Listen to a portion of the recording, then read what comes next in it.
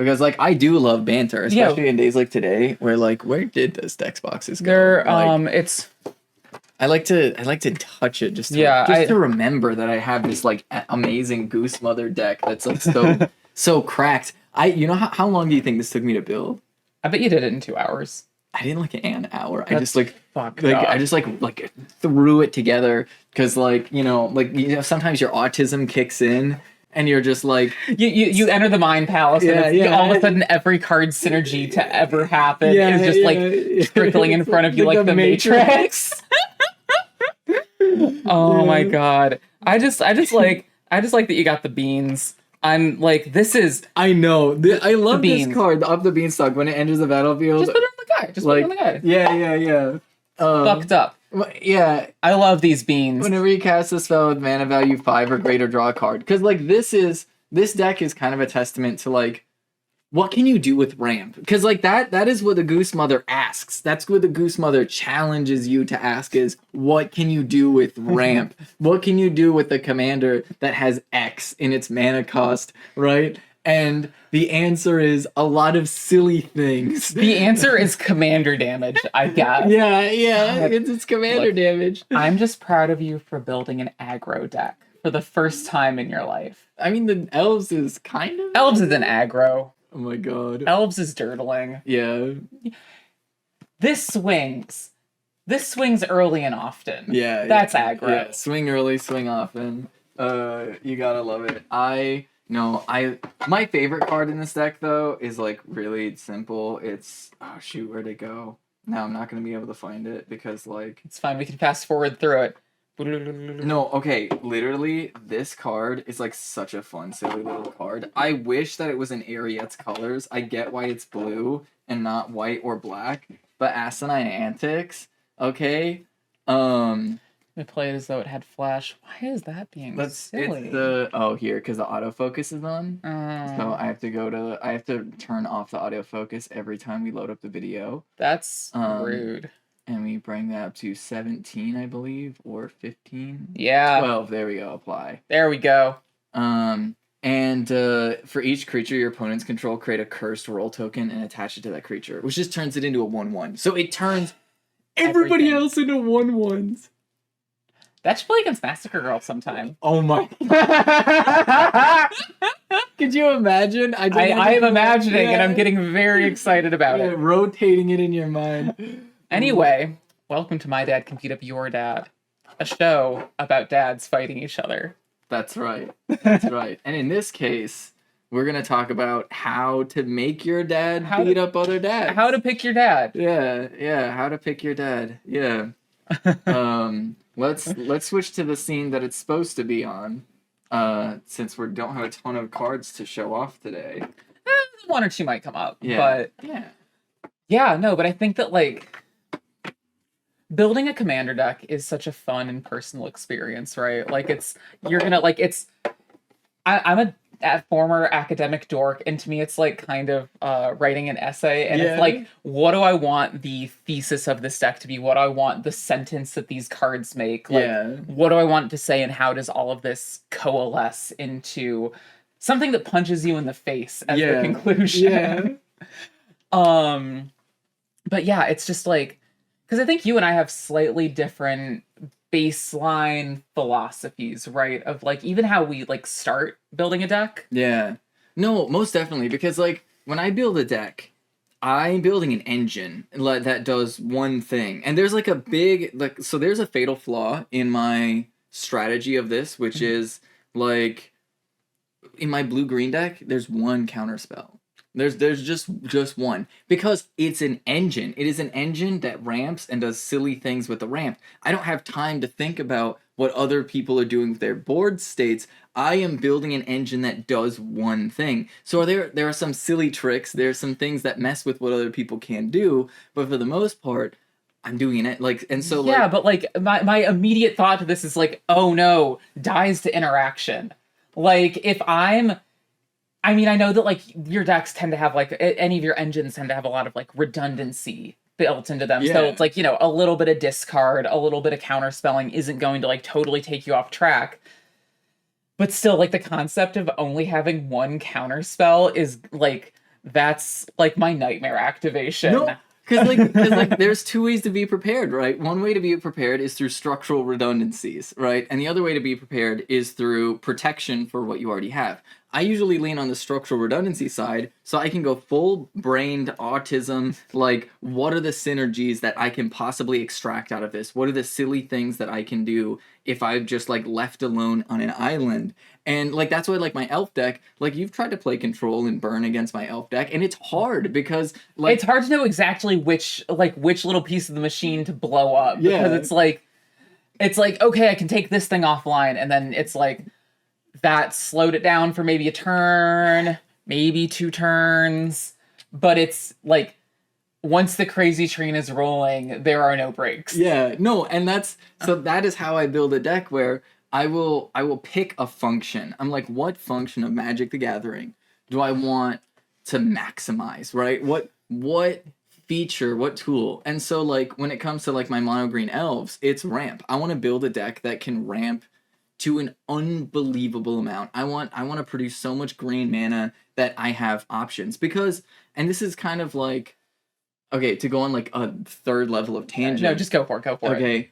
A long time ago, I was like reading this book about like how AI functions in different ways. Yeah. And it was really interesting because when it comes to the game Go, which has not been close to solved yet, and it's one of those ones where it's like, I don't think AI will ever solve this. The most effective strategies in Go that AI use is to, during every step, maximize the number of options that you have.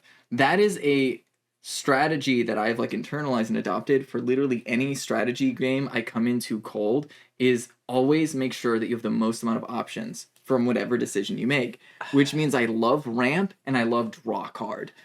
Which, I mean, like, in both of those, like, drawing cards... Draw a card is like a great thing to have on a card. Like, I love that, but I'm like, ramp, I don't know, like, I'd rather have something that gets online with like 5 mana, and it like, at least in Commander, you're usually not gonna run into too much land hate unless you're playing it like at under a certain like power threshold. And so I'm like, I don't need like that many. Like, I love a 3-drop commander, I love a 4-drop commander. And then once that's going, we do like 2 or 3 things a turn, go. 2 or like just bing, bang, boom, bing, bang, boom. Like, yeah. I don't like long turns. I don't like, I don't like options. I've picked every option that I want building the deck. Yeah. Because like, I don't know, like just having that level of like choice paralysis and second guessing, like, I don't know, I think that there's a confidence to being like, I'm doing this right now. I'm doing this. And like, just kind of like, I don't know, throwing your weight around a little bit on the table and being like, yeah, what of it? No, you're not. Yes, I am. Like, it's... Yeah. Versus just like, I don't know, but like that also becomes then, I love, as someone who likes blue, I like when our turn. I like it's... Like, my options are stopping you from messing with my options. Yeah. And so the redundancy then, comes into counterspell or just giving... I love, like, beefing up other people's cards for no reason. Like, one of the funniest things you can do, in my opinion, is to cast an instant that grants invincibility on someone else's creature before doing a board wipe. Yeah. And it's like, this guy's sticking around. Yeah. Just because it's like, maybe, like, and usually it's like either through politicking or I guess it is kind of giving options where it's like, I love what this thing's effect is doing on the table. Like, you know, if it's like some sort of a like, I'm spacing on any card like name. The Phyrexian Censor. Just like something like that that prevents... It's like, oh, only this is going to keep going. I'm like, I love that. Or like, only one creature can fight at a time. I love that. Yeah. Like, that just throws a huge wrench in like, go wide. Yeah. Or, oh shoot, what's the name of that card? It's one of your favorite cards where nobody's allowed to block. Oh, Bedlam? Bedlam. Oh, that's not a creature, though. Yeah, I know it's not a creature, but if you're like, destroy all enchantments, except for this one. Yeah, I'm going to throw, Bedlam stays. Yeah, throw it on Bedlam when I'm playing the Goose Mother, though. Yeah, I'll throw it on Bedlam, and like, any game that I have, if I'm running red, Bedlam's Yeah. gonna be there because Yeah, it's yeah. the perfect card. Because it encourages swing. And there's nothing more fun than swing. Yeah, yeah. But yeah, no, I mean I feel like so when you start building a deck, right, you're choosing like, are you going by like keywords or activated abilities, or like when you're looking at a commander, or do you start with an ability and then look for a commander that has like the colors that you want? So Or yes, like Okay. so I start with a mechanic. Because I want to build an engine, right? So with the elf deck, it's just like I want to ramp, right? My goal is to ramp, and the best way to ramp in my mind is like, well, green devotion. There's a ton of really great lands, like there's Nykthos Shrine to Nyx. Then you've got like the Nykthos like artifact that does the same thing as the Shrine to Nyx, and then you've got Karametra's Acolyte. So you've got like got that three new Jurassic Park really card coming out. yeah, yeah. So you've got these like three really good like ramp cards, and then of course you have all the elves that have synergy with each other.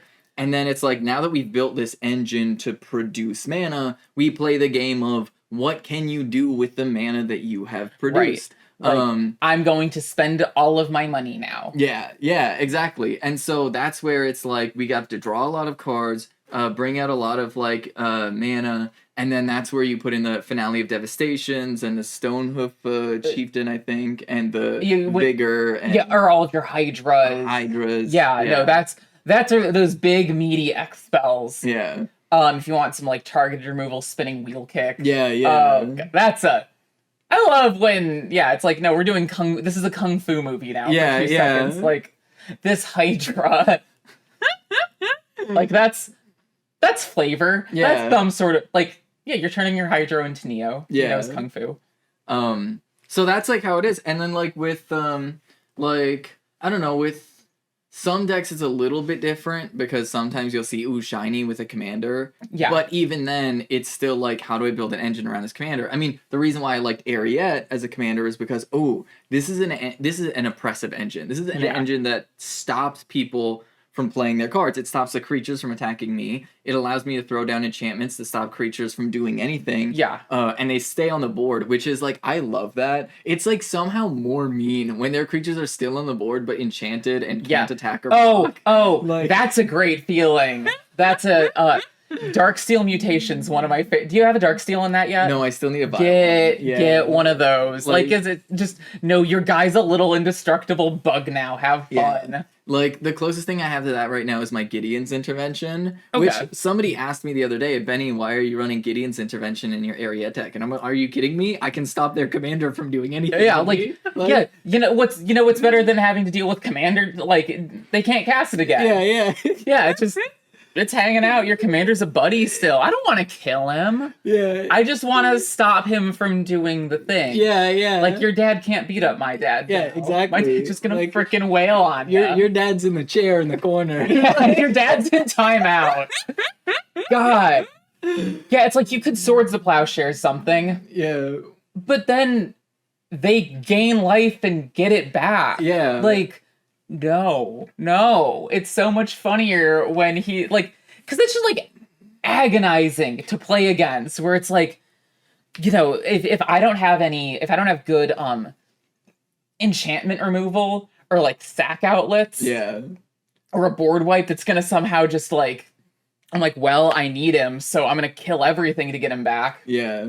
Which is, like, it feels so icky. There's been a lot of board wipe discourse on Twitter today. Oh, with Farewell. With Farewell and a lot of the blue ones. I'm kind of I run Farewell. I think I'm taking it out of Rhea because, I mean, it's only enchantment and graveyard removal for me because I'm building artifact creatures. Mm-hmm. I, like, Farewell is such a good like politics card, I feel like, because it's like, oh, we could destroy everything right now and it's not coming back. And there's something like, it's mean, but I think that if it's like mean with a purpose, where it's like, okay, I'm gonna remove, I like that it's modular, I guess, where it's like, okay, cool, I'm getting rid of graveyards and creatures because I'm running the rack. So okay, this is kind of we're tangenting a little bit here. No, because like, but this is relevant because like, as somebody who builds engines, board wipes is always gonna be the enemy of engines. Yeah, right. And like, Farewell's kind of like the ultimate. Yeah. So as somebody who builds engines, I bank on if there's a 4-player table, and somebody is about to cast Farewell, and nobody has a counter spell, that's everybody's fault, right? Yeah. That's everybody's fault. Like, now, this is why I will literally defend my crew fix that is banned in Commander, and I think is wrongfully banned Correctly. Correctly. Because it's easy to remove, right? And so I think that just because it dies to removal doesn't mean it's easy to remove. Look, it doesn't, like, Orcish Bowmasters is a 1/1. They're annoying as fuck. Like, I'm just gonna say this. That, like, I'm fine with removal being a little overpowered if it's wiping out everything. Because it is a significant test of your engine, because we all know that anybody can run a board wipe spell. That's like the price people pay. But also, you can only run so many board wipes in a deck. The more board wipes you want to run, the less you're gonna do what your deck's actually supposed to do. Not when my deck is board wipes. I'm running a board wipe typal deck. I mean, that's like, okay, like, Massacre Girl's a little bit different, but, like, and even then, Massacre Girl, like, at least from what I've seen, has less of a win condition, right? You're not, like, coming in turn 5 with a 30-30 goose in their face. No, I'm coming in turn 5 and killing everything on the board. Yeah. And then, I mean, the win con for her is play the funny things after she's out. Yeah. There's some good shit in there. Yeah. So, like, with your deck, you literally have to, like, sit and wait for the opportune moment and then strike, and then, so that takes, like, that's tactic, that's a skillful... It's a tactic, it's a tactical deck. Yeah. And, like, I think it's fine that there are these, like, board wipe spells, and maybe this is gonna get me canceled or whatever, but, like, I think it's fine that board wipe exists. We all know that board wipe exists. And although I might be saying this selfishly as somebody who likes to play evil decks, I'm usually on the other side of board wipe. Like, board wipe is usually, like, the bane of my existence. But I appreciate it. I make it funny. Make it funny and play to win. That is my, or at least do one of the two. Yeah. Like, I hate, like, a spiteful board wipe by someone who's not gonna win. Yeah. And it's like, man, this person was gonna win in 2 turns. We could have just, like, let this play out and then pick different decks, or even run the same game over. Yeah. Like, that, it's like you just set the game back 30 minutes. Like, and for me, that card is like Cyclonic Rift. Yeah. I don't like bounce board wipes. It's like, no, just exile this. Yeah. Exile, like, start from scratch, kill all the creatures. Don't, because then you have to go through all the discard thing, and then just yeah. Why are we here? Like, it's like, I don't know. Like, the reason why I like board wipe is because if board wipe didn't exist in the way that it does now, my decks would all be made illegal. Right away. Like, all the cards that I play would be like, oh, this is too powerful. This is too powerful. You can't have 30 enchantments on the board that stop everybody from playing the game. It's only a fun play strategy if there is the little bit of, like, somebody could destroy it. There's a risk to it. Yeah. And I know I am also very, like, I have, like, 6 board wipes in my Rhea deck. I run, like, usually, like, at least, like, 3 or 4 in everything. Because I like to kill shit. Yeah. Like, I like to be a little fucker. Yeah. Like, if I'm not running a board wipe deck, like if I'm not running a board wipe in it, it's not, like, this deck is being set up to fail. Yeah. But yeah, I don't know. Like, yeah, they're fun. They're fun. Yeah. They're fun. Yeah. I think, but, and this is gonna segue back into some of my thoughts about building a deck.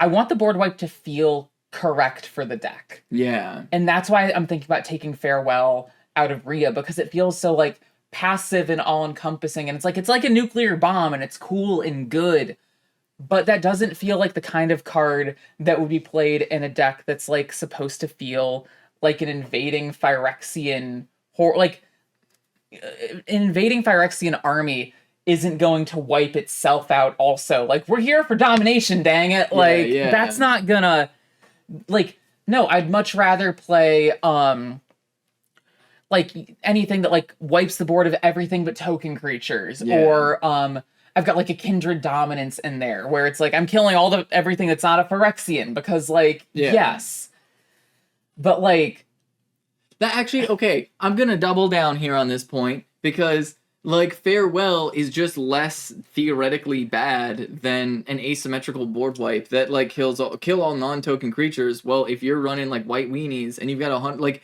then of course you're gonna run the kill all non-token creatures. How is that like less broken than Farewell? oh no, no, because okay, Farewell kills your stuff though, right? Yeah. And so if you're killing everything that's not your guys, like I'm gonna play something. I'm gonna play Kindred Dominance, and then I'm gonna swing at the entire board at once and kill everyone. Yeah. Like that's what I want a board wipe to be. Yeah. Is or like that's the platonic ideal of a board wipe is like let's just like I'm fucking killing y'all. Like you're gonna fucking die now. Yeah. Which I guess then kind of circles back into so you start with an engine. Yes. I start with a story. Yeah. If I'm going to build a deck, I want it to be first and foremost like a role-playing game. I want you to take on and like role play as the persona of the commander of a deck. And so like I especially love when I can find a character that's got like not tons and tons and tons of lore. Like some of the bigger like planeswalkers, I'm like, okay, I'm not gonna build something around like Jace, for example. But I am gonna build something around a character who's had like a couple appearances here and there, and I can kind of see like, okay, like if we're getting into the lore of the game, how might they behave? What kinds of like creatures might they like what down to like what sorcery, like what art in the sorcery feels right for them? What lands feel good for them to play? And I don't know, I feel like that just adds like once you're going for like that type of storytelling synergy, like there are a lot of good like cross-compatible synergies that you can find, as well as just like weird and goofy like things that you would have never thought like could be played together, but it's like, oh, because it's like being filtered through like this lens. Yeah. All of these cards can say something really freaking funny, which then also turns into a big pain in the ass. Like whenever a new set comes out and I see a card and I'm like, oh, that would be so busted in one of my decks. Yeah. And then I'm like, but it doesn't like work. Yeah. Like, and sometimes I'll crack. Like, in Rhea, I play, what is it, Moonbreaker Cavalry, Moonshaker Cavalry, the 6/6, 8-drop, flying white knight, the white crater hoof. Yeah. We'll put it up here or something. Or not, I don't care. I'm not your dad.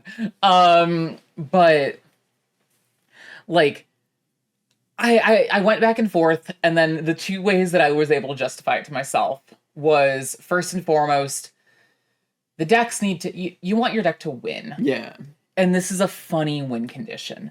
Like, all of a sudden, if I have even just, like, 10 mites, all of a sudden I have 10, 11/11 flying toxic mites. Yeah.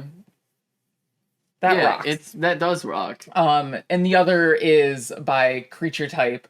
It's technically a spirit knight, and Rhea's a Phyrexian knight, and I'm like, now kiss. Like, like this kind of works. It doesn't really work, but like, but I don't know. Like I want the decks. I want every deck that I run to feel like you're playing as this person. Like I like role playing games. I like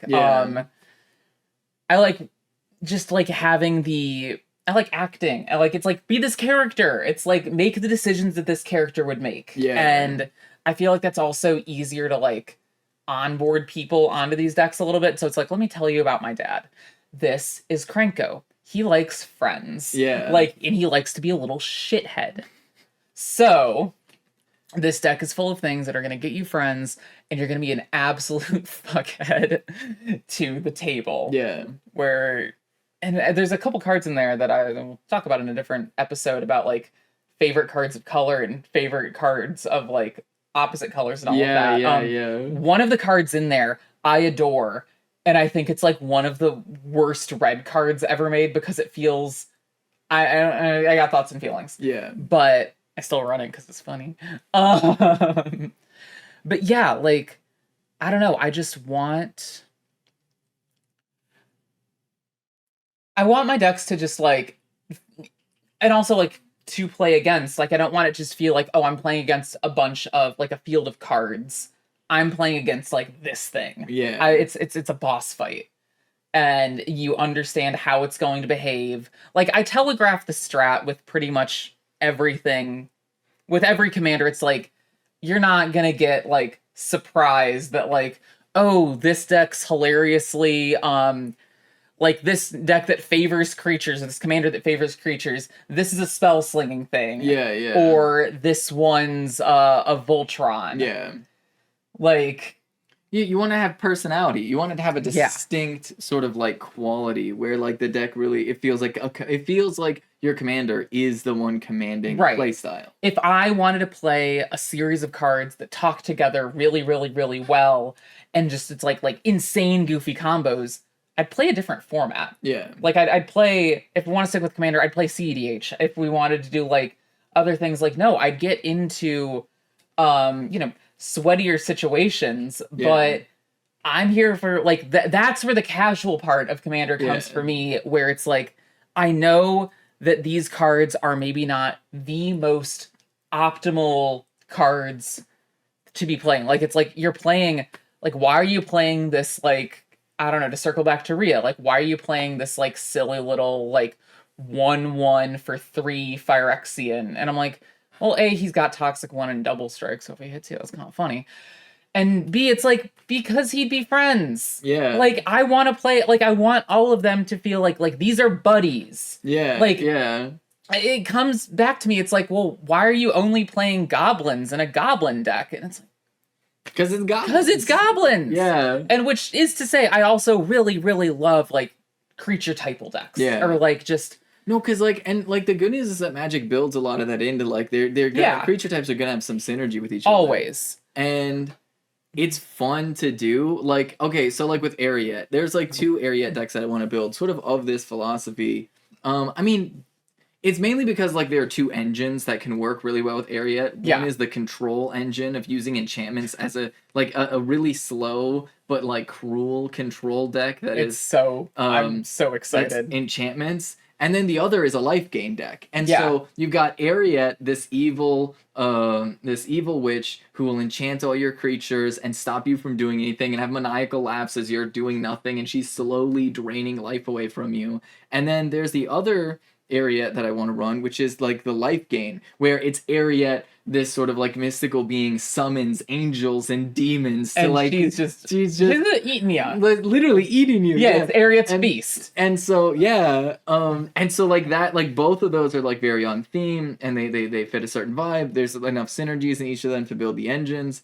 But like in terms of like building flavor with decks and having like a theme, like if you're gonna play Super Friends, for example, obviously you have Nicol Bolas, the dragon who is sometimes a planeswalker, to be the Super Friends commander that's bringing all the planeswalkers. Yes and no. Then you're only getting 3 colors. You're only running Grixis Planewalkers in your Super Friends? There's a 5 color. There's a 5 color? I'm pretty sure there's a 5 color Nicol Bolas, right? I thought there was. There might be. I think there's at least 3 of him. There's one version of him as a planeswalker. Yeah, no, there's so many Nicol Bolas. Yeah. Like, I can Google it right now. I can Google it. Yeah, we're gonna Google this right now. There has to be a 5 color. You're right. Like that'd be insane if there's not. Honestly, I kind of want to run a Nicol Bolas. Oh, is the 5 color the planeswalker version? That means that it can't be your commander. That's Dun dun dun. Okay, show me the pictures though, Google. Please let me just click this picture so I can actually see it. We should. Oh wait, that one is not the 5 color. I swear he's only in Grixis. Oh really?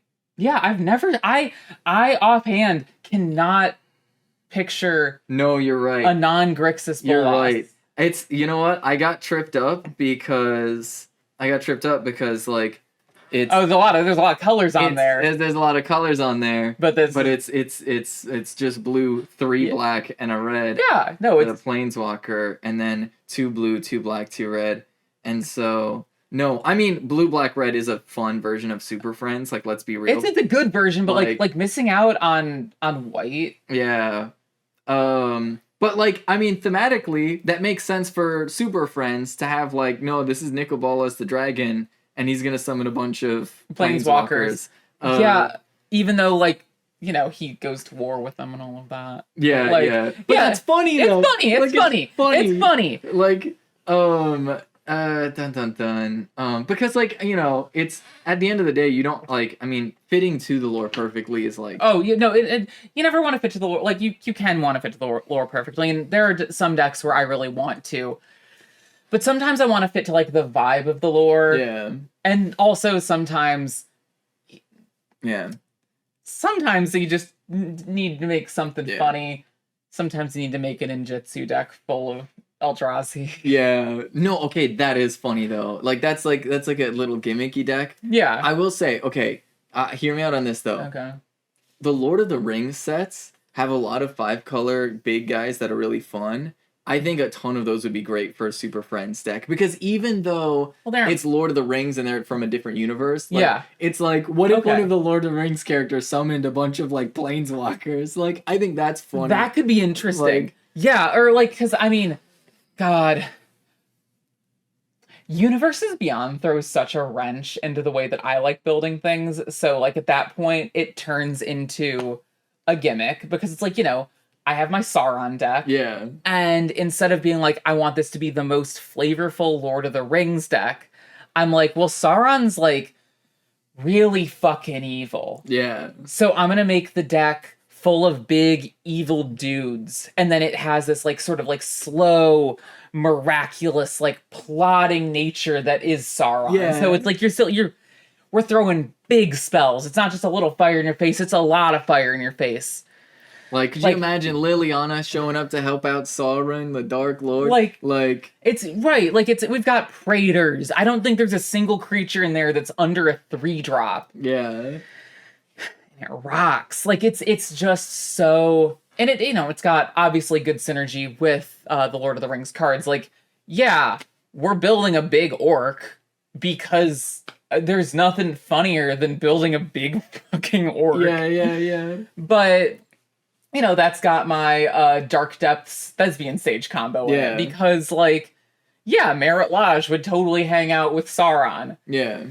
It's like it's the Wreck-It Ralph, like, Supervillains Anonymous deck. Yeah. No, okay, but see, that's kind of, like, fun, like, because it's, like, sometimes, like a TV show will, like, like those old Cartoon Network shows where they're, like, all of a sudden, all the villains from all the universes show up in one, like, movie, like, straight to TV movie of all the villains. Like, sometimes the deck just feels like that, and that's fun. Yeah, like, if we're having, if we're gonna have Universes Beyond, then it's, like, all universes as far as I'm concerned, and like you absolutely know that some Daleks are going to show up in there with the new Doctor Who show. Like, oh my god, like a million mixed feelings about Universes Beyond. Maybe we can talk about all of that at a different point. That's a whole nother podcast. I have so many mixed feelings. I like oy vey, but whether we like we can't really do anything about it. They're here, and I wouldn't want to like ban them from play groups or anything, or like not want to like. If a card says something funny, I'm listening. Yeah. The reveal. Have you seen the dinosaurs on a spaceship Doctor Who card? Oh my god. Like, see, okay, I'll say this. This is the one take I'll have in Universes Beyond. Okay. It is just a perpetual decision-making process on their part of what shark do we want to jump, right? And like sometimes it's a more interesting shark than normal, and sometimes it's a less interesting shark than normal. Everyone is its own way of jumping a shark, but like it's not the worst. Like I can't say I'm not like I'm very tired of just like I feel like they've really been ramping up on the amount of Universes Beyond everything.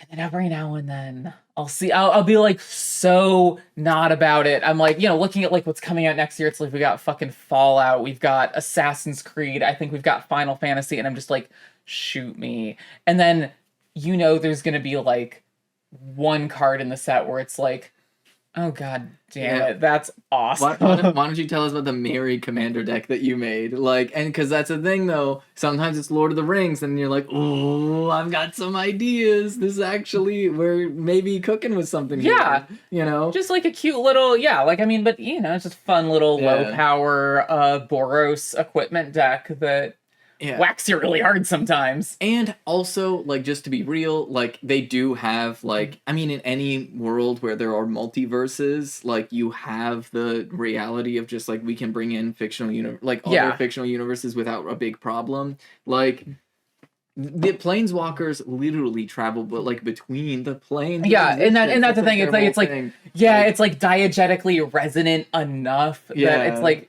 sure. And I'm just glad that Disney started Lorcana, so we're probably not gonna get Star Wars Magic the Gathering. Star Wars would be bad for Magic the Gathering, I think. That would get like really tiring. I do hope they pick up The Witcher, please. Witcher would be like, and see, so there's some like Lord of the Rings, or like Baldur's Gate's the reason that I play Magic. Yeah. Like Minskin Boo is the reason I play. Yeah. And so like, and that, that wasn't technically like Universes Beyond, but it was like a weird expansion situation, other property tie-in. But like, if it's like, fun, like middling fantasy, guys with swords, and there's wizards, like I would, if they wanted to do like Game of Thrones cards or something like that, like, I'm like, as long as I can square in my mind the way that these characters can talk to each other, then I'm not like totally busted about it. Like, I don't think that Jace would freak out that much about seeing Geralt of Rivia. No. But I think Jace's head would explode if he saw a Dalek. Well, yeah, and what's great? One of these things can happen now. One of these things can happen now. That's right. Like, what is this? Like, are Daleks like that much further than anything Urza's ever like cooked up though? Like, he knows what a Karn is. Like, Daleks are basically Phyrexian, like, I guess, but like imagine like imagine like you're one of these planeswalkers here, and you're like, I've dealt with Phyrexians before, and then all of a sudden you see like a box that looks like it was made in the 1970s, like rolling up, and like exterminate. No, it's like, okay, like, yeah. What is this guy? I don't know, but I'm gonna hit it with a hammer. Like that's. No, I think the Daleks are very imminently deal withable. I'm like, okay, this thing's freaky. Lightning bolt. Yeah. If it dies, great. Like, Planeswalkers have seen way worse than Daleks. Like, what happens? And that's why like Assassin's Creed makes sense. Fallout's gonna feel weird. Fallout is gonna be really weird. Like, Final Fantasy, yeah, sure. Explain to my Llanowar elf what nuclear fallout is. He can't do math. No, okay, you know what? Daleks wouldn't blow up Jace's mind, but I think the concept of a bottle cap might. Oh my god. I don't think this man knows what Coca-Cola is. Oh my god. Fish fingers and custard? What the hell? No.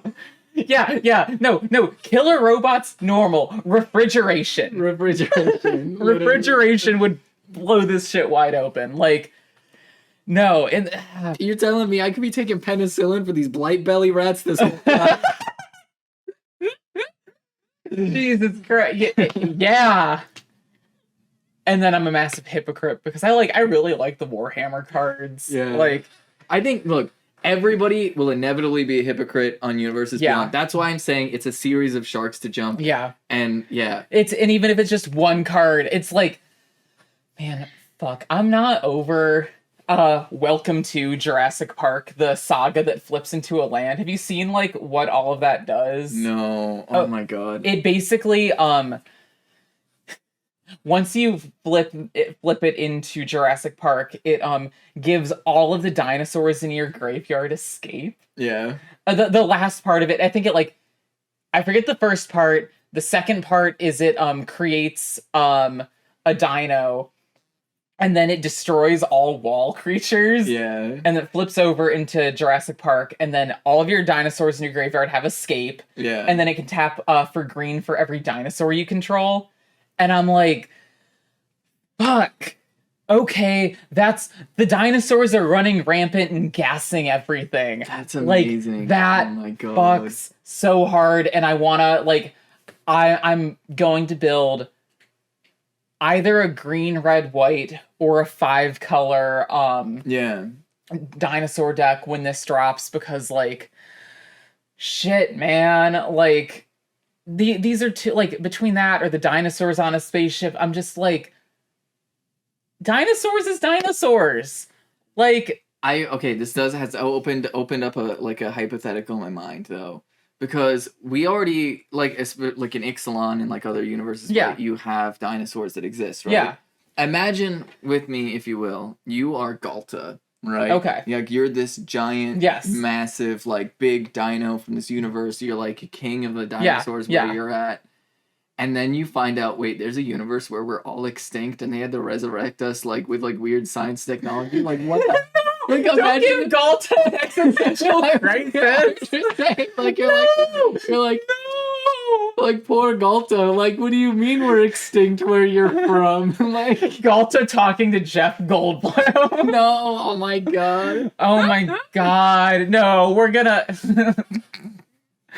No, look at what you did. You made her sad. I made Oh my Galta God, yeah. sad. Galta talking to Indominus Rex and being like, you're like Galta smelling Indorex and being like, you don't smell like a dinosaur. You smell weird, but you look like a dinosaur. Yeah. Like, oh. Yeah. I'm gonna make them buddies.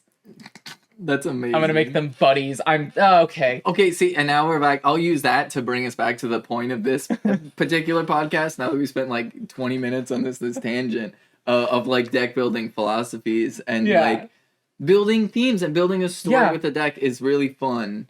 It's like I story over engine every day, because I don't always play to win. Sometimes I play to lose. Yeah. One of my favorite decks I've ever built was my Starscream deck. Yeah. That thing sucked. Starscream is like the worst commander. But thematically, you show up, you whack someone in the face and declare yourself God. And then you die like 3 turns later. You declare yourself God, you're kind of annoying, and then you get wiped off the face of the planet. Yeah. Like, that is perfect flavor, which again, Universes Beyond kind of, Yeah. Maybe I really like Universes Beyond. I think, no, because this is what I'm saying, okay, is like, everybody's gonna jump a shark, and there's gonna be one version of jumping the shark that you're gonna land with. I'm curious, though, because, like, so, when I build a deck and I build an engine, I usually go with the strategy of, like, this is the main thing that I want to do, and then in order to do this thing, there are maybe 2 or other sub-tasks that I have to perform in order to make that one support engine work. So I'm curious then, when you're building a deck around like a theme, like how do you break down the things that you do? So cuz so let's go with let's go with something like really simple, like the elves, right? Obviously ramp is like the number one thing that I'm doing is I'm ramping. But in order to like make the ramp work, I have to have a lot of draw power. So I've got draw in there. And then in order to do something of the ramp and draw, it is put down really, really big guys. And so I really only do 3 things. It's ramp, then draw, then big guys, right? What are the what do you think are the support? What are like the pillars? Like, do you just kind of like let flavor decide and do many things? Okay, so I'm gonna use Rhea as an example. So I know that like ultimately I want to go wide and kill everyone as quickly as possible with my toxic mites. Like that, the alt win con here is 10 toxic to the face to everyone. And so, like, in order to do that, I'm like, okay, I can tick up toxic with proliferation, so there's a decent number of that in there. The easiest way to get more mites is to sneak damage through, so I've got a couple different, like, redundancies for that. barring anything else, like then I want to start like controlling everything where it's like if I'm coming in blasting, I want to stop you from doing things, usually through like exile or creature lockdown or just like a full board wipe. And barring all of that, just big stupid hitters that support everything else. Like, you know, we've got I can make Drivnod an indestructible for 8. Like that's gonna fuck you up. Like even if it's even that if that can be chumped, like bing bang boom. Like I've got just enough big guys going on that as long as the main goal is mites. The pillar is heat. Like it's I just need to be fucking with everyone's board state. Like Phyrexian Censor, I can do a bunch of things my turn. No one else can. I slow everything else down for everyone but me and just get in people's faces. As well as coupling in a bunch of fun cards that have corrupted. Yeah. So like once I've hit you just a couple of times, then I'm getting even more benefits and just bolstering this. And I like that there is not one straightforward path. And I like that just kind of like based on the nature of Commander being like, I'm telling a new story every time I play the deck. Yeah. And the story is Phyrexians showed up and they're gonna fuck your shit up. They are the arch enemy right now. Yeah. Like, and however that plays out really varies from board to board. And like, so yeah, like I do rely so like primarily on like it's I kind of let flavor take the wheel and see like what kind of interesting things can happen. Like I've got both Elshnorn or 2 Elshnorns in it. I think there's a third I don't have. Did the March of Machines had an Elshnorn? Yeah, it did. Yeah. It did. But it's, you know, it's sometimes I'm gonna do a late board wipe. Yeah. But you know, if I show up and everything gets -2/-2, that might fuck up some of your elves pretty goddamn good just off the bat. And then all of a sudden, like my mites, I don't care if they're toxic or not, they're all swinging for 3. Yeah. Like that's scary. Yeah. And just really trying to play on. Yeah, it's control and fuck you, and I'm coming in blasting. Okay. What I'm blasting with is kind of up to the luck of the draw. So, like, I'm curious, and I'll ask you the question within the context of describing how I will go about building a deck, and then like sort of ask how what you do is going to be different, because like when I'm building a deck, like if I'm building like sticking with the elves, right? I will literally create piles. I'll be like, here is the ramp cards. Like this is like the pile of ramp cards. This is the pile of draw power. Yeah. And these are this is the pile of like monsters. Yeah. Right. Now some of them occupy middle spaces. Yeah. So I'll basically there's have like there's a continuum where there are some that are ramp cards and they're draw cards. There's some that are like draw cards and big monster cards, and there's some like you know, like big monster cards that are like ramp cards. Like all of these are, you know, there's some like middling piles. So like kind of like 5 piles in. Yeah. And I try to maintain a certain ratio of that. And what I'll do is I will find every single card that I own, and then even some maybe that I want to buy, to put into those piles. And once I have all of the cards that I think are useful, I will kind of like internally like power scale them against each other to like wean down to a point. And then if that isn't like weaning down enough, if I still have too many cards, I will mana curve the whole thing. And then and then power level them against each other. And like and that's like I'm doing 3 things, and like I want a certain ratio of doing each thing, and like I want that to be like relatively balanced. And so then like all of that kind of determines what gets in the deck without really any regard to like flavor for the most part. Yeah. And so like in order to make like your deck functional when you're playing off of like a theme like that, what is your process for power leveling your deck and making sure that it's efficient? Vibes based. I know, like the way that I'll go about doing things is I'll pick a theme, I'll find every card that I own that fits that theme, and then I'll start to just see like, okay, which of these is going to talk well with each other? Like what's a fun like micro combo here? What's going to play off this there? What's going to kind of coalesce into this like bigger and bigger evolving story where like each creature has a role that they're playing. Each creature has, or like each spell has like a niche that it's filling. But I don't get down like it's I want every card to feel good and like exciting to play in the moment. If I'm telling a story, all of a sudden this shows up. All of a sudden this spell gets cast. All of a sudden this wipe happens. Because like for me it's this emergent narrative first and foremost. So I want like feels good like it needs to have internal coherency first and foremost. And I'm fine with that being kind of at the detriment to the most effective deck because I don't want to go out and buy cards if I can help it. I like using what I have in front of me. I try not to research anything card based because it's like, oh shit, this deck would get really good if I dropped like $10 on this card and this card. I don't want that. For me, it's like I don't play to win. I play to play. Like I love losing. I love showing people a funny card, and like there are powerful ass cards in my decks, and there's expensive ass cards in some of my decks too. Yeah. But that's not. I do not want my deck to run at optimal efficiency. Like the way that I give it efficiency is a decent mana base. Yeah. And just like as long as I can play cards from my hand, then we're telling the story. Like the worst thing to happen is like curving out and then just being like absolutely like mana screwed. Yeah. I mean my toxic trait, which maybe that should be its own podcast, are magic toxic traits. My magic toxic trait is that I kind of hate lands. Like every single land in my deck feels like a liability. Oh, it feels like this is gonna feel so wrong to draw on turn 5. Like, I love land. Lands are my favorite spells. I love weird utility lands. I love you know what my favorite land is? What? Piranha Marsh. Yeah. It's the worst. It's the worst land. Did I show you that the other day?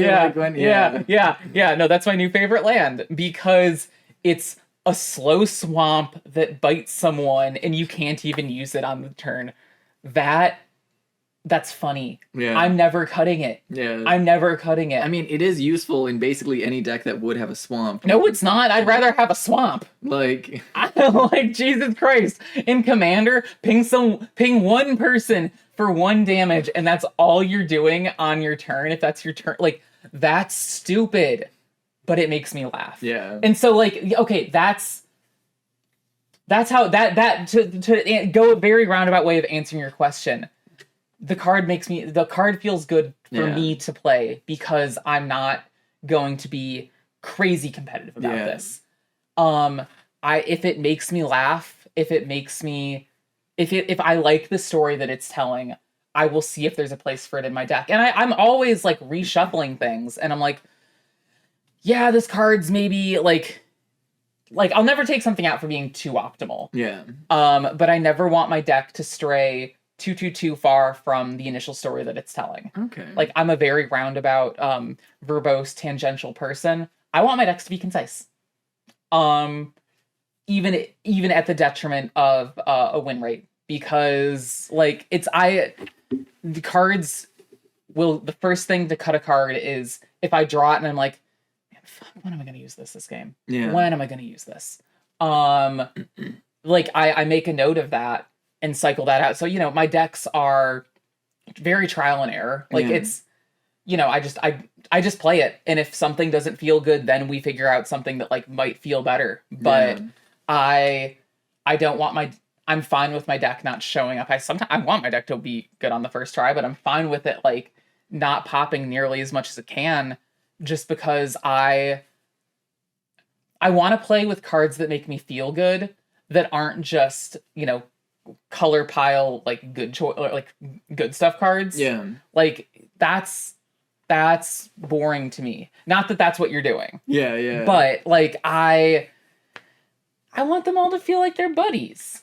So actually speaking of that, like that's something that we did once and I think I really like as like a mechanic for like after you've got the core structure of your deck is like keeping around all the cards that you thought about putting in the deck as like a live sideboard. Yeah. And because I forgot what deck. This was Talion. Yeah, this is Talion. This is Talion. So my elf deck is so hated among all my friends that I was like, okay, I'm gonna build a deck that is like made the meta. Elves, right? Yeah, we're doing meta on our playgroup. Yeah, so it's like let's do a control deck that can hate the elves, and so one of the things that we did was we sat down for like a long ass time and did a live sideboard where it's like if I pulled a card and that card felt wrong, I could show it to everybody and be like, hey, do you all mind if I sideboard this right now? It's like, I think I know something that would be better. Yeah, and because like sometimes you don't know if a card is going to feel right until you're playing it. Yeah, and that's like,